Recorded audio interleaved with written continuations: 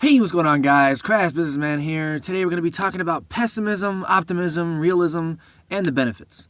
So today's quote of the day is, "You'll never find a rainbow if you're looking down." And that's by Charlie Chaplin. So first of all, what is a realist, or what is realism, rather? Well, it's a person, the dictionary definition is a person who accepts a situation as it is and is prepared to deal with it accordingly. However, many times this is a facade. It is a cover used to rationalize a certain way of thinking under the guise of usually, "I'm just looking out for you, man. I just want to make sure that you're okay." And it's usually to disguise true pessimism.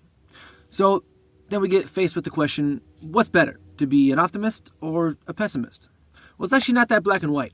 We generally associate pessimism with being a bad thing and optimism with being a good thing, without entirely understanding what they are. So why is pessimism bad? Well, in the general sense, having a negative outlook on life will inevitably lead to negative outcomes, and furthermore, it will taint positive ones. So even if you're negative, even if you're a negative Nancy and shit somehow still works out for you, chances are you're still going to, look at it as if the good things are actually bad things. That's if you're a pessimist.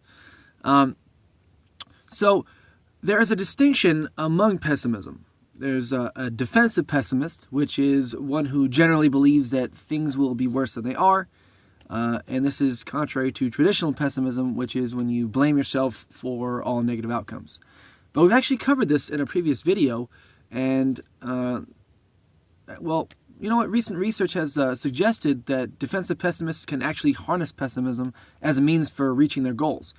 And like I said, we've actually talked about this in a previous video from a slightly different perspective, in which we discussed the 100% accountability principle and how blaming yourself can put you in a position of power, since you have control over you. Also, another benefit is when you're setting low expectations and assuming the worst. There's actually a benefit to that. This can be advantageous, as assuming the worst can potentially, and usually does, cause you to prepare for the worst in turn. And that's usually a good thing. This also extends to health. Defensive pessimists tend to worry more about recent outbreaks of diseases, and they worry about becoming more sick, and they therefore usually take more preventative measures, as opposed to optimists who assume that they're not going to get sick. See, what matters most is the philosophy behind your pessimism or optimism, whichever you choose. If you are optimistic for no valid reason and without well-developed coping mechanisms, you're likely to find yourself disappointed at the vast majority of different outcomes. Conversely, if you're optimistic with great coping mechanisms, you can affect the people around you, you can affect your personal reputation, and reduce your stress levels. So there's benefits as long as you have the right philosophy. It also depends upon the degree in which you're pessimistic or optimistic. Generally, nobody likes to be around a toxic sack of shit because you end up feeling bad every time you're around them.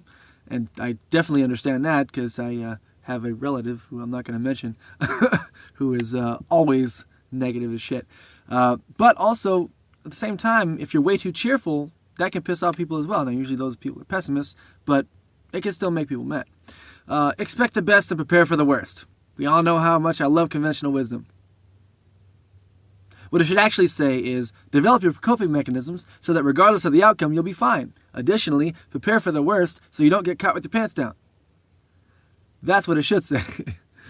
But you know what? That's it for this video, guys. Once again, I'm Crass Businessman. Please like, comment, subscribe. I would sincerely appreciate it. And until next time, which will be a Monday, stay productive.